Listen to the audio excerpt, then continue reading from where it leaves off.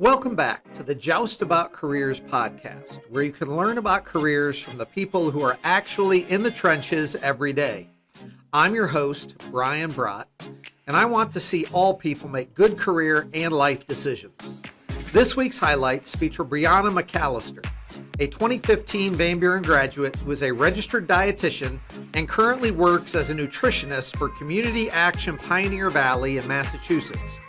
The highlights focus on what Brianna does as a nutritionist, the differences between her time as a dietitian and nutritionist, the various levels of education required for this career, and the numerous career options in this field.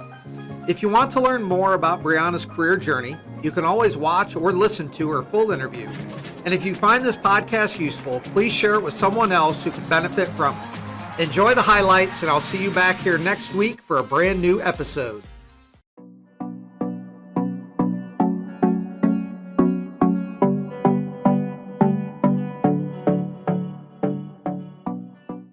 It can range, which is actually a big piece of why I chose the career path I did, because I was interested in so many things, nutrition. For me, my job is through WIC, and so my day can look very different every day. There's not really a structure necessarily. We have like our weekly schedule. I'm in the nutrition clinic, as we call it, once a week at least. Sometimes it's more if I have to cover for someone else who's out. But like a WIC nutritionist is in the nutrition clinic every day. Because I'm a supervisor, my position looks a little different. But yeah, it's counseling parents. That can be moms, dads, grandparents, foster parents, whoever is the primary caregiver of a child. And we talk about nutrition as it relates to like pediatrics, anywhere from 0 to 5. So we're talking about nutrition in infancy and as they grow up. And so for some families, like we get to watch them all grow up, which is fun. We have a couple of staff who've been here for a few decades, so they actually like really have been watching families grow and kids grow up and stuff like that. So yeah, in like an outpatient setting, it's similar, depending on if you have a specialization. Like I have a friend who's a bariatric dietitian, so she's doing counseling for weight loss surgery and that sort of thing. When I was an outpatient dietitian, a lot of it was weight loss as well, but also like GI issues, type 2 diabetes, and some pregnancy as well. So yeah, it really can vary a lot.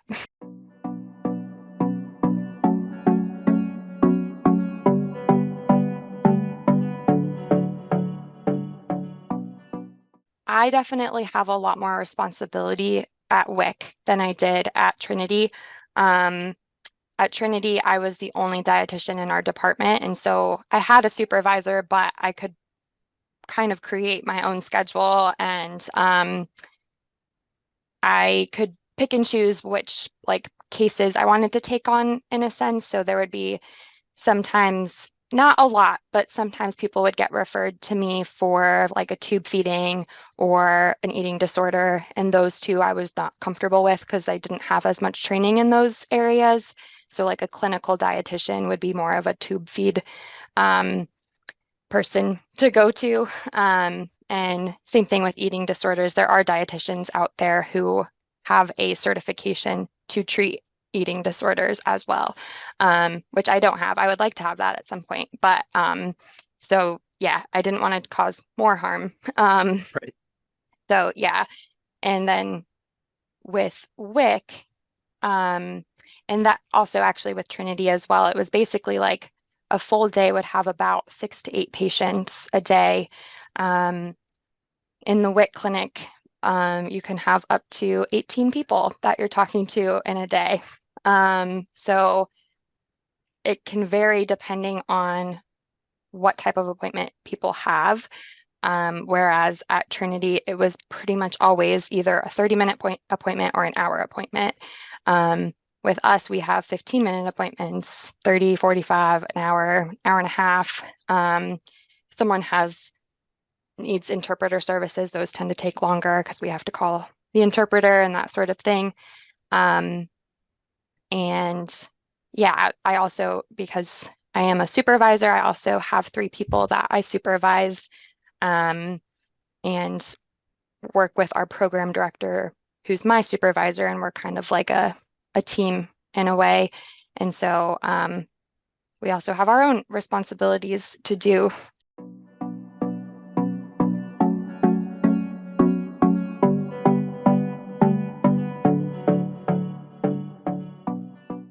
So once you get into the dietetics program at Ohio State, because you do actually have to apply to get into the dietetics program, you have a certain curriculum you have to follow, and then in your, I think it starts junior year, you start applying and thinking about like which programs you might want to go to, because you have to do an internship in order to become a dietitian. And now the guidelines, I think, are a little different because every dietitian is required to have their master's degree. So a lot of programs are changing to have like a coordinated master's and internship. And so at the time, because it wasn't required yet, I just applied for internships because I thought doing both was going to be really overwhelming. And I ended up applying to 7 different places, and UMass Amherst was one of them. There wasn't really anything that stuck out to me about that program necessarily. It was just like, oh, Massachusetts is a cool place. I didn't really have anything tying me to Ohio. I mean, my family, of course, but my mom lived in a different state too. So I was like, well, maybe I'll just go to a completely different state where I have no family. And it's a matching process. So some programs interview you, some don't. And then after you've gone through your interviews for any of the programs that do interview, I did have 2, neither of which were UMass. But then you rank them again. So you enter a ranking pool, then you go through interviews, and then you re-rank which ones you like. Because if you felt like you had a really good interview, then you can rank that one higher. And based on my interviews, I actually felt like I bombed them. So I put those schools farther down my list. And UMass, I think at the time was like 3 maybe. And based on the ranking system of the programs and what I put, UMass chose me. And so if you get chosen, that's kind of like, you can't be chosen to more than one. So that's kind of where you're locked in. So yeah, then I ended up at UMass, which is in Western Mass. And I went through the whole internship. And because of the whole dietitians need their master's degree, even though I was technically grandfathered in, I wanted to be a competitive candidate because I didn't feel like I was going to stay in one spot the rest of my career. So someone had told me about Merrimack's program, which is actually in Eastern Mass, but because it was COVID, everything was virtual. And they had an accelerated master's program, which was also very appealing because I didn't have to do 2 more years of school. It was only 1. So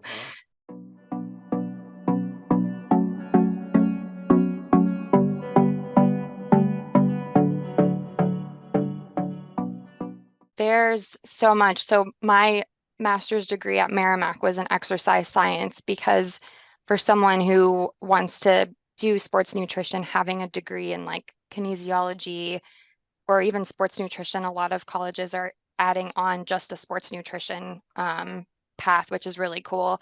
I know someone who is in my internship program works at an eating disorder clinic.